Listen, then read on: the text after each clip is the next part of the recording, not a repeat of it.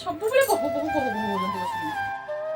ହେ ଭଗବାନ, ତାକୁ ପାଣି ଟିକେ ଆଣିଦେବା ପାଇଁ ଏତେ ସମୟ ଲାଗୁଛି। ମୋ ତଣ୍ଟିଟା ଆଡେ ଶୁଖିଗଲାଣି। କଣ କରୁଛୁ?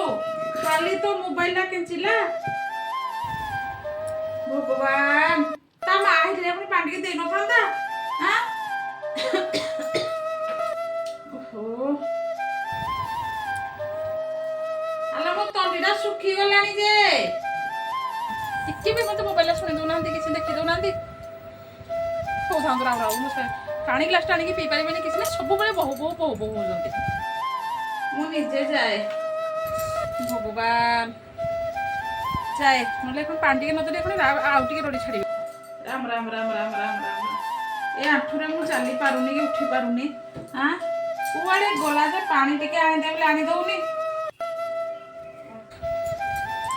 ହଁ ମା ଚାଲ, ମୁଁ ଯାଉଛି ପାଣି ନେଇ ଦଉଛି।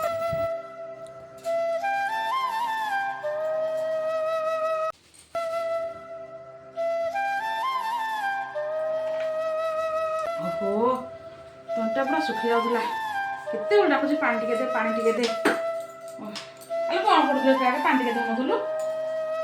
ମା ହଁ କ'ଣ କହ? ଯିବି 2 ଦିନ ପାଇଁ।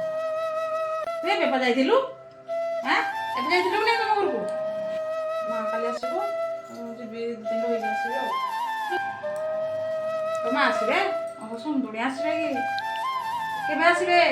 କାଲି ଆସିବ? କାଲି ନ କଲେ ହବନି ପୁଣି? ନ କଲେ 2 ଦିନ ରହିକି ଆସିବି। କଟାକୁଟି ଅଛି। ବିଲକୁ ମୁଁ ଭାତ ଯିବ, ଏତେ ବୁଲିଆ ଯିବେ। ମୁଁ ଏକୁଟିଆ ବୁଢ଼ୀ ମଣିଷ ପାରିବି? ସବୁବେଳେ ତ ଘରେ କାମ କରୁଛି। ଆଣ୍ଠୁରେ ଦେଖୁଛୁ ମୋର ହଉନି। କେତେ ଦିନ ଘରକୁ ଯାଇନି, ଟିକେ ମନଟା ଭଲ ଲାଗୁନି କିଛି। କହିଯିବା ଆସିବ, ସାନ ଆସିବ ବୋଲି, ଆସିଲେ ଇଏ କରିବ। ହ୍ୟାଲୋ ଝିଅ, ଆସେ 2 ଦିନ ରହିକି ଯିବୁ, ବୁଲିକି ଯିବୁ। ଝିଅ କୋଉ ଭିତରେ ଏମିତି କ'ଣ ଫରକ ଯେ? ମୁଁ ଯେମିତି ହେଲେ ଯିବି। ଘରକୁ ଯିବା ପାଇଁ ହେଉଛି। ଟିକେ ହେଲେ ମାଆକୁ ଫୋନ୍ କରି ଡକେଇ ଦେଉଛି। ଘରକୁ ଦୌଡ଼ି ଯିବା ପାଇଁ ହେଉଛି। ଘର ଏତେ କାମ, ଏଇଭଳି ମୂଲିଆ ମିସ୍ତ୍ରୀ ସବୁ ଲାଗିବେ। ଭାତ ବୁହାଯିବ, କିଛି ଆପଣଙ୍କୁ ଯାଉ ନାହିଁ। ସମୁନି ଆସୁ ତା କଥା ମୁଁ ବୁଝିବ।